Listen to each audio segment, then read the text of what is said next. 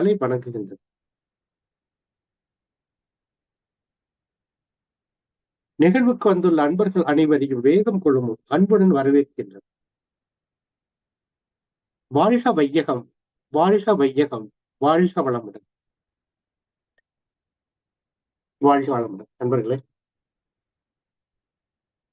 2-3 வாரங்களுக்கு முன்னால, சென்ற வாரம் அருட்தந்தையினுடைய பிறந்த நாள், நினைவு நாள் என்பதனால சில கருத்துக்களை பகிர்ந்து கொண்டோம். வேதாத்திரியம், அவர்கள் தந்த வேதாத்திரியம் இந்த அளவுக்கு உயர்ந்த நிலை என்பதை பற்றி சிந்தனைக்கு எடுத்திருந்தோம். அதற்கு முந்தைய வாரங்கள்ல இந்த வாழ்க்கை தத்துவத்தை பத்தி நம்ம பேசியிருந்தோம், சிந்தனைக்கு எடுத்திருந்தோம். அதுல ஒடுக்க வாழ்க்கை வாழ்பவர்களுக்கே ஆன்மீகம் என்ற ஒரு நிலையை நம்ம கொடுத்துருந்தோம்.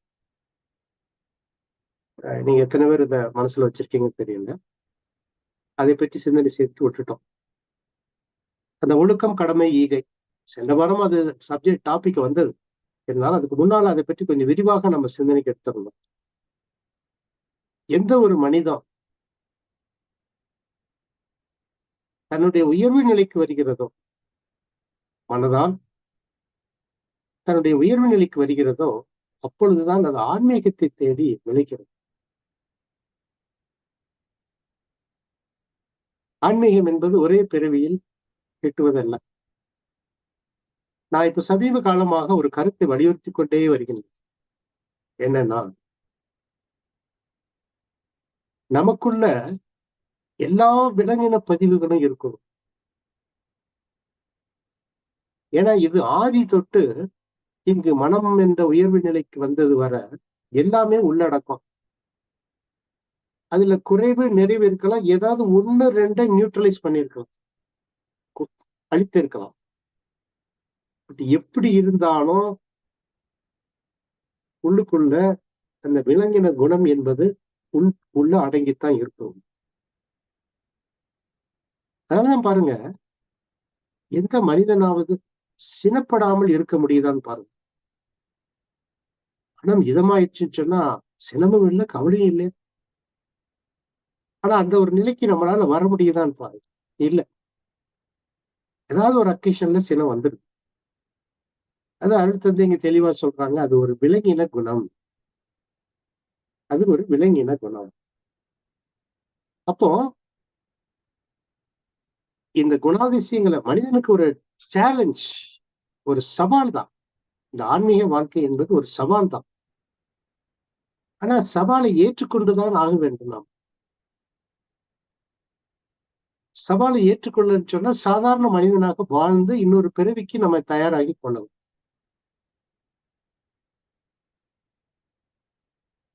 சவாலை எதிர்கொள்ளும் பொழுதுதான் மேன்மை. அது நமக்கு மட்டுமல்ல, நம்மளுடைய சன்னதிகளுக்கும் மேன்மை. அதுதான் ரொம்ப புரிந்து கொள்ள வேண்டும். நம்முடைய சன்னதிகளுக்கு மேன்மை.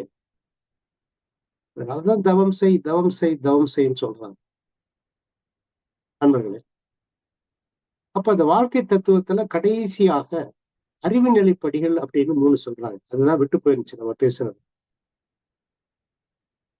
ஏன்னா இங்கு இந்த பூமியில் இறைவனை பற்றி அல்லது இயற்கையை பற்றி ஒரு முழு நம்பிக்கை வேண்டும். இந்த நம்பிக்கை என்பது பக்தி மார்க்கம் சார்ந்தது. அதனாலதான் கீதா உபதேசத்துல கூட கிருஷ்ணன் சொல்றான், அர்ஜுனன் கேட்கிறான், நான் எப்படிப்பா உன்னை உணர்வது அப்படின்னு சொல்லி. அவர் சொல்றாரு, நீ தவம் செய்யணும், அதே சமயத்துல ஒரு பக்தி, இறைவனிடம் நீ சரணாகதி அடையணும், அந்த இறைவன் மீது உனக்கு நம்பிக்கை வரணும். அப்படி அதான் சரணாகதி, டோட்டல் சரண்டர். அப்ப இறைவன் மீது முதல்ல நம்பிக்கை வரணும். இந்த இயற்கை என்பது, கடவுள் என்பது என்ன, எது?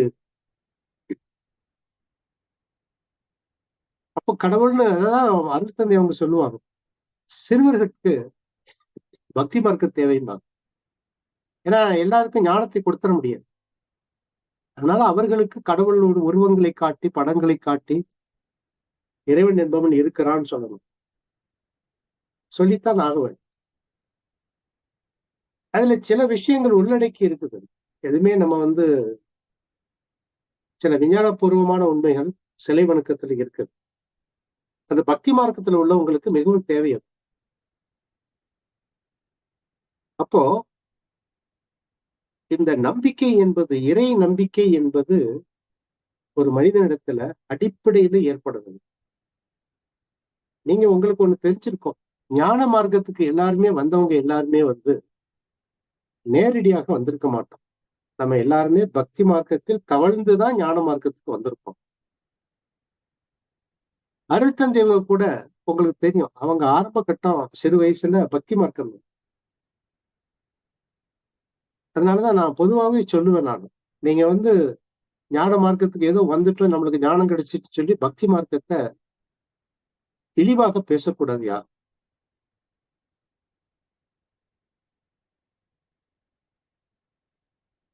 அறிவில் ரொம்ப உயர்ந்துட்டோம்னு சொல்லி எதுவும் சொல்லக்கூடாது. அது அவருடைய நம்பிக்கை. ஏன்னா எது நம்புகிறதுன்னு கேட்டீங்கன்னா மனம்தான் நம்புகிறது. இந்த மனதுக்கு ஒரு ஆற்றல் உண்டு. அந்த ஆற்றல் நம்பிக்கையினுடைய அடிப்படையில் செயல்பாட்டுக்கு வரும். அதனாலதான் பக்தி மார்க்கங்கள் நிலைத்து நிற்பதற்கும், ஒரு துன்பம் வந்தால் இறைவனிடம் முழுமையாக மனதை உருகி வேண்டுவதும் அதுல செயல்பாடுகள் பக்தி மார்க்கத்தில் நடக்கக்கூடிய விஷயங்கள். அப்போ இறை நம்பிக்கை என்பது ஒரு ஆன்மீகத்துல ஒரு முதல் படி.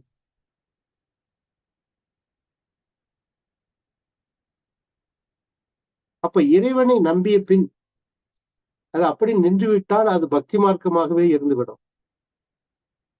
அதை தாண்டிய ஒரு நிலை இருக்குது. அது என்ன என்றால் இறைவனை பற்றிய ஒரு விளக்கம் என்பது தேவை. எது இறைவன், எப்படி இறைவன்?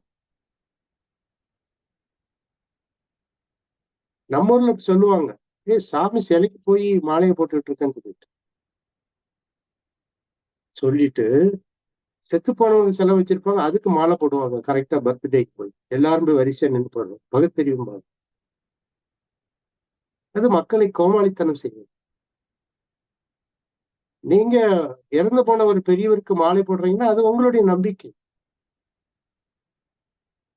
தெருவுல ஒரு சிலை இருக்குது, அதுல ஒருத்தன் மாலை போடுறான்னு சொன்னா அது அவனுடைய நம்பிக்கை. இதுக்கு அப்பாற்பட்டு வர்றான் பாருங்க, அவன் தான் ஞானி. அவன் தான் விளக்கத்தை தேடுகிறான். இறைவன் என்பது எது, அவன் எங்கே இருக்கிறான், எப்படி இருக்கிறான்?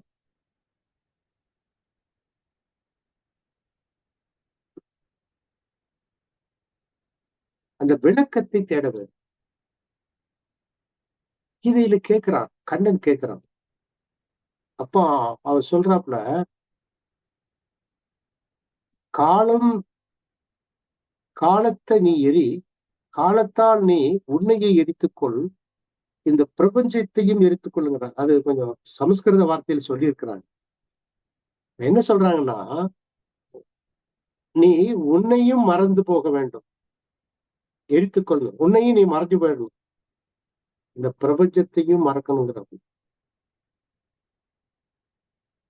அப்போ இந்த பிரபஞ்சமும் போயிடுச்சு, நீயும் மறைந்து விட்டாய், பிரபஞ்சமும் மறைந்து போனால் அங்க என்ன இருக்குன்னு கேட்டீங்கன்னா வெளியே இருக்கும். அதுதான் நான் அப்படிங்கிறோம். தெளிவா சொல்றேன். இதான் விளக்கம். அங்க விளக்கம் இருக்கு. ஆனா பக்தி மார்க்கத்தில் உள்ளவங்க அதை ரீச் பண்றது இல்லை. அங்க உருவத்தான் பாக்குறாங்க. கிருஷ்ணனுடைய படத்தை பெருசா போட்டு பெரிய உருவமாக காட்டி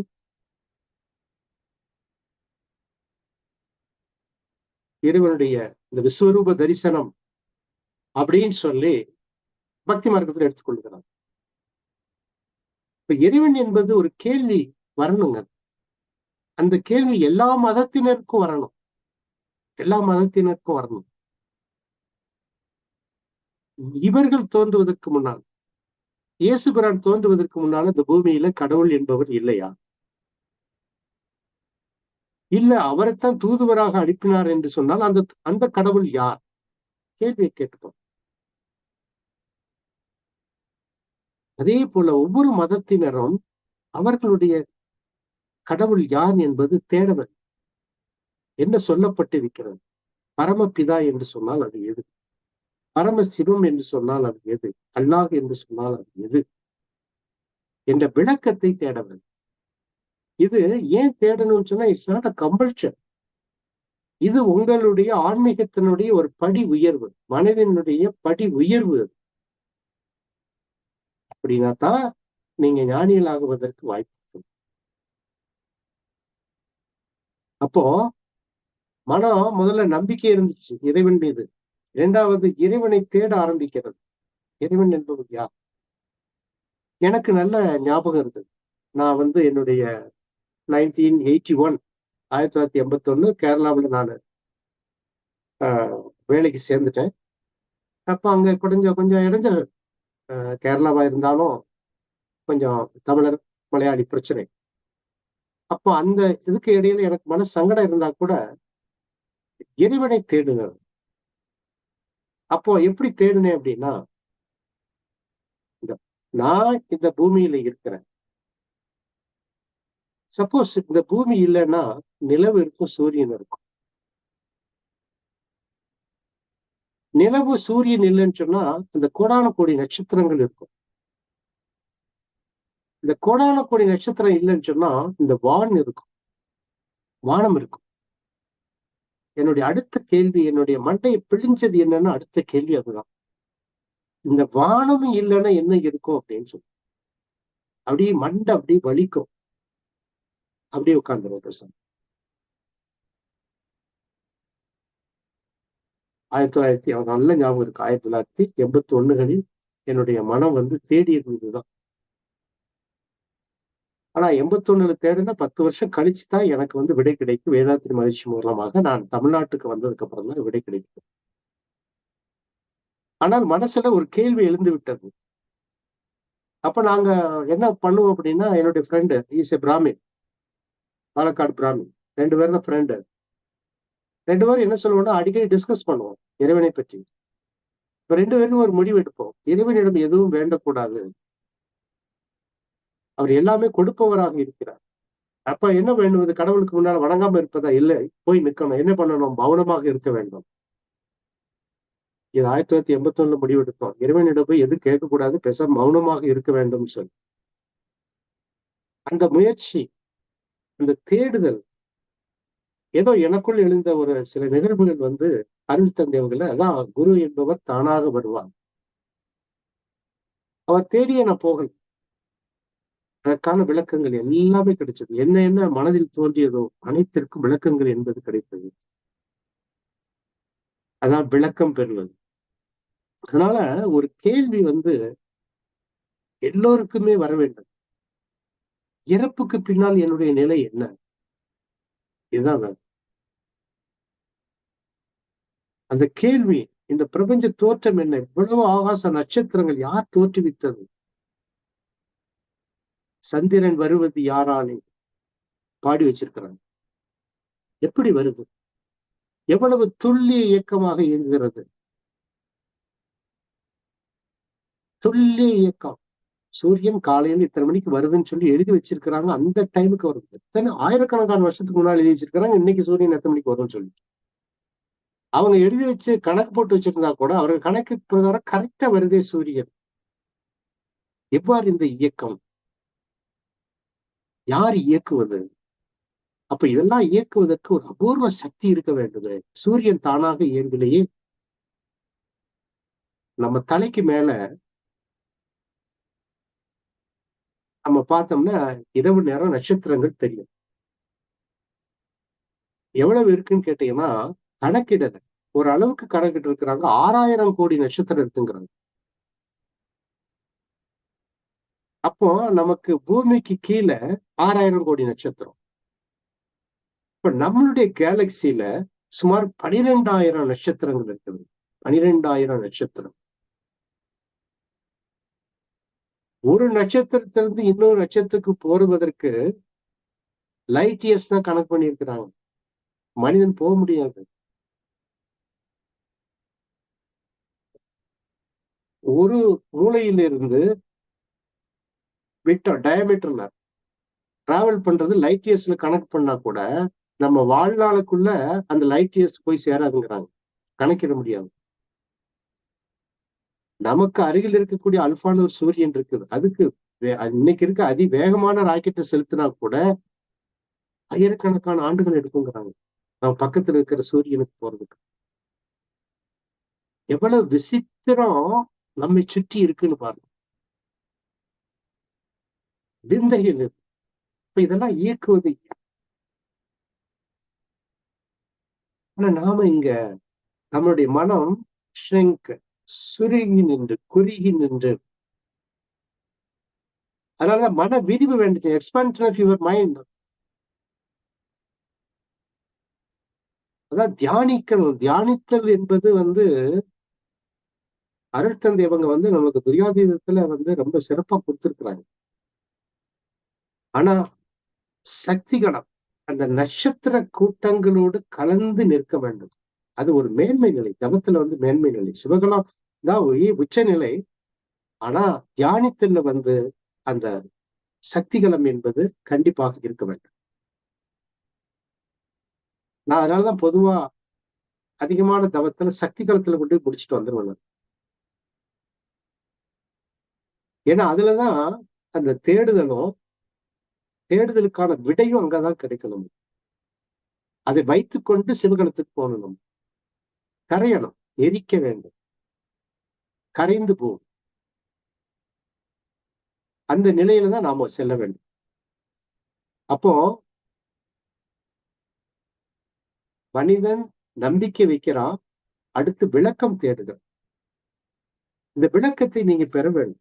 அதாவது குடும்பம் இருக்கட்டும், அது நடக்கும்.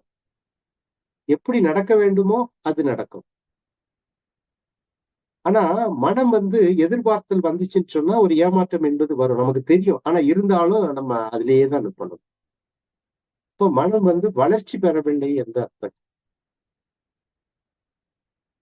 வளர்ச்சி பெறவில்லை என்ற அர்த்தம்.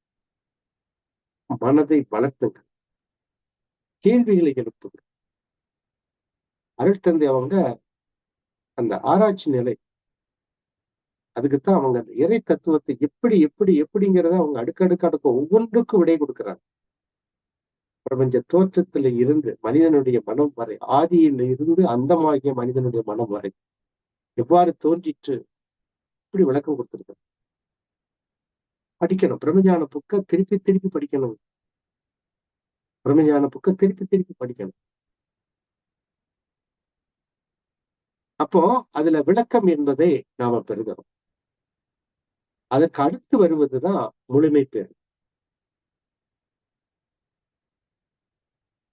ஏன்னா இங்க மனிதனுடைய வாழ்க்கை என்பது there is an end. இந்த எண்ட் என்கிறது உடல் மறைந்து போவதில்லை. இறந்து போயிட்டாங்கன்னு சொன்னா அவர் அப்படி வைகுண்ட பதவி அடைந்தார்னு பேப்பர்ல போட்டுப்பாங்க. அது பேப்பர்ல போடுறதுக்கு நல்லா இருக்கும் பாக்குறதுக்கு. அவர் வைகுண்டம் போனாரா, சந்திரன்ல நிற்கிறாரா, சூரியன்ல நிற்கிறாரா, பூமிக்குள்ள நிற்கிறாரா, அல்லது பூமியை சுத்தி பக்கத்து வீட்டிலேயே சுத்திட்டு இருக்கிறாரா அப்படிங்கிறது யாருக்குமே தெரியாது. It's an invisible one.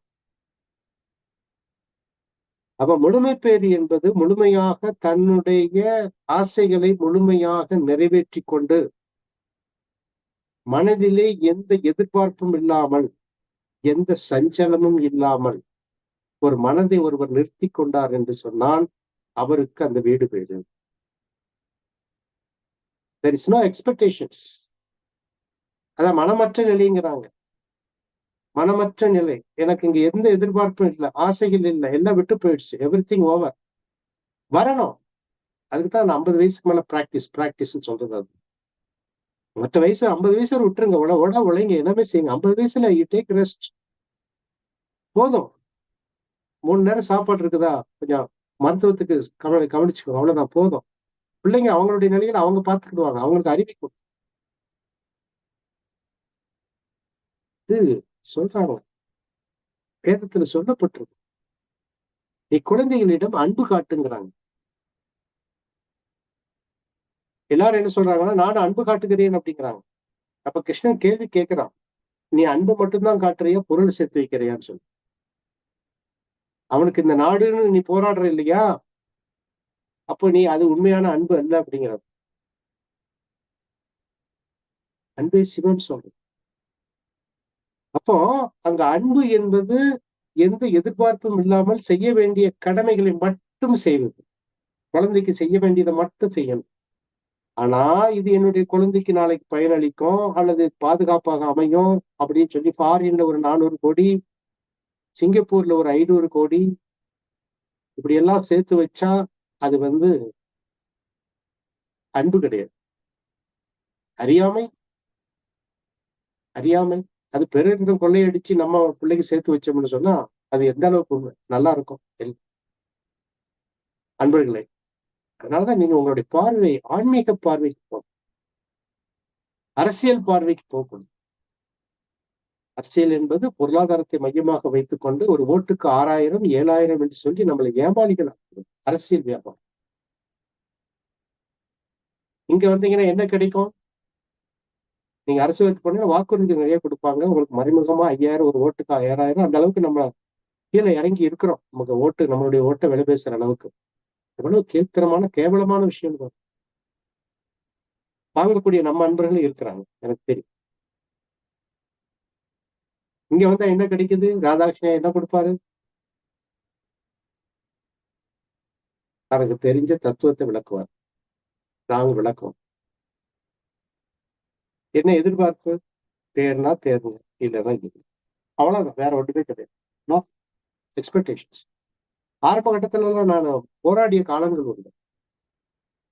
காலையில 2:30 மணிக்கு எந்திரிச்சு 3:30 மணி பஸ்ஸை பிடிச்சு 5 மணிக்கு திருப்பூர், 5ல இருந்து 6:30 7க்குள்ள ஒரு காய்கல்பம், 7ல இருந்து 8க்குள்ள ஒரு பயிற்சி உரை தத்துவ சிந்தனை, 8 மணிக்கு டிஃபன் முடிச்சுட்டு அங்க இருந்து பஸ் ஏறி 10 மணிக்கு பேங்க் கோயம்புத்தூருக்கு வந்துடும். எத்தனை பேர் சேர்த்தோம்? அன்பொழிக்கு எத்தனை சப்ஸ்கிரிப்ஷன் சேர்த்தோம்? வீழ்ச்சி எவ்வளவு? அந்த அறக்கட்டளை விட நம்மளது எவ்வளவு அதிகமாயிருக்கு. Total waste. தேவை எத்தனை பேர் தேவை இருக்கிறாங்க? ஏன்? நம்பிக்கை இல்லை, விளக்கம் இல்லை, அதனால முழுமை பேறு என்பது இல்லை. இன்னைக்கு நீங்க கொஞ்சம் அமைதியா உட்கார்ந்து ஏதோ ஸ்பீச் கொடுத்துட்டு தீட்சை கொடுத்துட்டு கொஞ்சம் பவரா தீட்சை கொடுத்துட்டு இருக்கிறவங்க ஒரு ஆசிரியர் கொஞ்சம் பேர் இருக்கிறாங்க. அருள் தந்தை அவர்களை நெருங்கி அந்த அளவுக்கு நான் இருக்கிறேன்னு சொல்லக்கூடிய ஆசிரியர்கள் யாராவது தோன்றி இருக்கிறார்களா? ஒருத்தர் கூட இல்லை.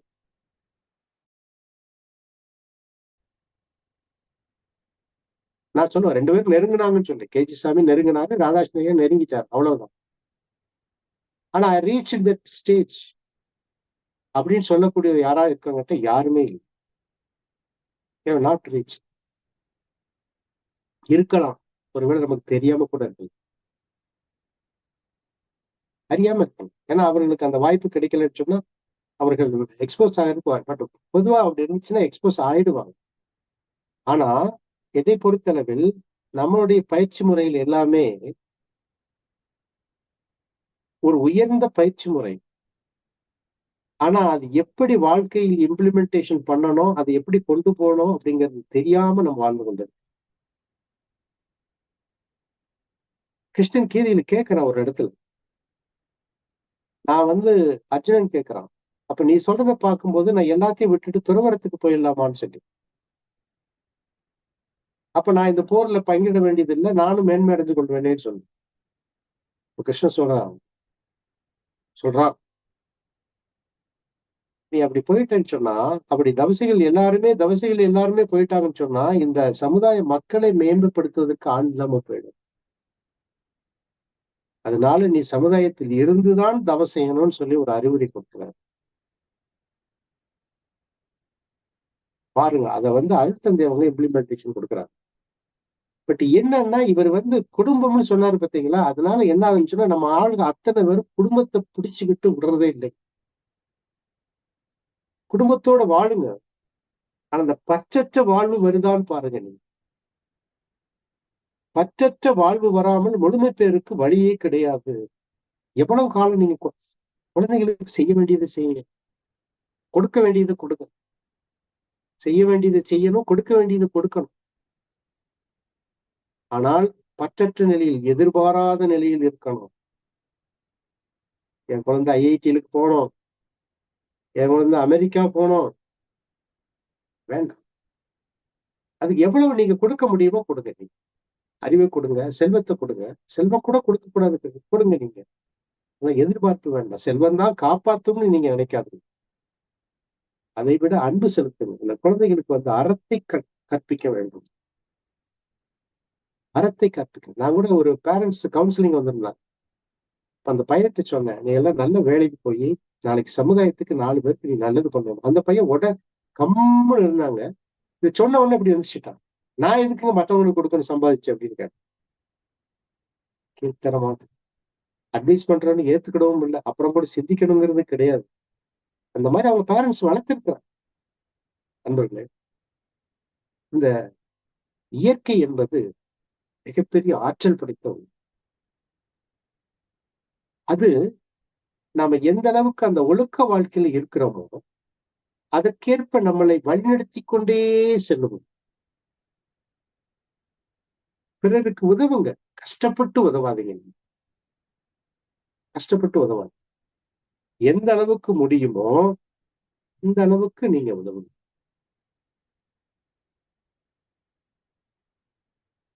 உதவி செய்து கொண்டே வாருங்க. தன்னால் ஆன உதவி, சிரமமில்லாத உதவி. கொஞ்சம் சேமிச்சு வச்சுக்கோங்க, தவறு கிடையாது. ஏன்னா இன்றைய பொருளாதார நாட்டுல நமக்கு ஏதாவது தேவை இருக்கும். அதனால அந்த அளவுக்கு சேர்த்து வச்சுக்கோங்க. கொஞ்சமாவது பிறருக்கு கொடுத்து வாழும். பிறர் துன்பப்படும் போது ஒரு வாழ்த்து அல்லது ஒரு இரக்கப்படுதல் பார்க்கணும். நீங்க ஏன்னு நீங்க சிந்தனை பண்ணி பார்க்கணும். எதனால இந்த நிகழ்வு நிகழ்கிறது? அந்த உயிர்கள் வாழட்டும், துன்பத்திலிருந்து விடுபடட்டும். குடிசையில வாழ்றாங்க சார். குடிசையில வாழ்றவங்க நம்மளோட சந்தோஷமா இருப்பாங்க. உடலாலும் மனதாலும் துன்பப்படுவர்கள் ஆயிரம் ஆயிரம் இறந்துங்க. நான் நிறைய பேர் கேட்பேன், ஏன் முகம் வாடி இருக்குது? சரியாயிடும், சரியாயிடும். ஒரு ஆறுதல் வார். நிறைய பேர் கூப்பிடுவாங்க, சார் ஐயா உங்ககிட்ட பேசிட்டோம்னு சொன்னா கொஞ்சம் சந்தோஷமா இருக்காதான் உங்ககிட்ட பேசுங்க அப்படிமா. மகிழ்வு, மகிழ்ச்சி. அப்படி நம்மை மேம்படுத்திக் கொள்ள வேண்டும். விடுபடுது இந்த சொந்தம் பந்தம் பொருள் காரு பைக்கு எல்லாத்திலிருந்து இருக்கட்டும், வைத்துக் கொள்ளுங்க. அதிலிருந்து முழுமையாக விடுபடுங்க. இட் இஸ் மாயம். இது ஒரு மாய வாழ்க்கை. அதை நீங்க புரிந்து கொள்ளுங்க. இப்போ நாம எந்த மாதிரி வாழ்க்கை வாழ்கிறோம் என்பதை ஒரு பிரித்து பார்த்தோம்னு சொன்னா 3 வகையாக மனிதர்கள் வாழ்றாங்க. ஒன்று சாதாரண மக்கள். மூன்றாவது உயர் ஞானிகள். ஞானிகள்னு சொன்னா துறவரம் போட்டவங்கன்னு கிடையாது, நம்மளும் ஞானிகள் தான். இந்த இடையில ஒரு இனம் இருக்குது. அது எப்படின்னு கேட்டா கொஞ்சம் உயர்ந்து வந்திருக்கும். ஞானத்தையும் வச்சுக்கிடுவாங்க, கீழ்குணாதிசயங்களும் வச்சிருப்பாங்க. போதை, மாமிச உண்ணல், பிறருக்கு துன்பம் கொடுத்தல், பற்றுதல். அதான் ரொம்ப முக்கியம். பற்றுதல் இருக்கும். பேராசிரியர், பொறுப்பாசிரியர், அறங்காவலர், ரொட்டேரியன் தலைவர், பிரசிடென்ட், இதெல்லாம் வைத்துக் கொண்டு வாழ்ந்து கொண்டிருப்பாங்க. தேர் இந்த மிடில். அவங்களுக்கு கீழே இருக்கிறவங்க சிந்திக்கவே வேண்டாம். இறப்பு வந்துச்சுன்னு சொன்னா பூமியை சுத்திட்டு இருப்பாங்க. இவங்க பூமிக்கு மேல ஒரு 100 அடிக்கு மேல 100 கிலோமீட்டர் மேல சுத்திட்டு இருப்பாங்க. அதான் வித்தியாசம், வேற ஒண்ணும் கிடையாது. ஆனா பிறப்பு உண்டு. இவர்கள் இந்த இரு நிலையில் வாழக்கூடியவர்களுக்கு பிறப்பு உண்டு. அதையும் தாண்டி மேல போறோம். அதான் சொன்னாங்க, சபமானவுடன் சிவமாகி விட வேண்டும். சபமானவுடன் சிவமாகி விட வேண்டும். அப்ப சிவம் ஒரு சமமானவுடனே சிவம் ஆகுதுன்னா நீங்க வாழுகின்ற காலகட்டத்திலே நியூட்ரலைஸ் யுவர் மைண்ட். உங்கள் மனதை நிர்மூலமாக்குங்கள். எண்ணங்கள் இருப்பது தப்பு கிடையாது. ஆனால் அது பற்று கொண்டதாக இருக்கக்கூடாது. இறைவன் கூட என்னை இப்படி ஆட்கொள்ள வேண்டும்ங்கிற எண்ணம் கூட வேண்டாம்.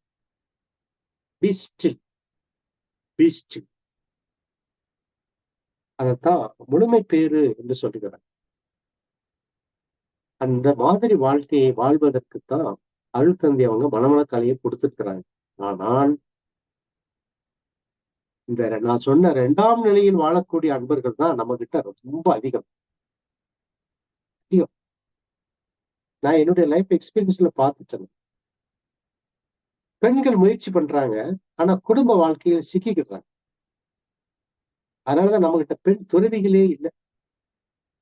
வாய்ப்பு கொடுத்தால் கூட, ஏன்னா கடமை உணவு வந்துருது. என்ன பண்ணாலும் சரி பேரம் பேத்திக்கிட்டே சிக்கிக்கிடுறாங்க.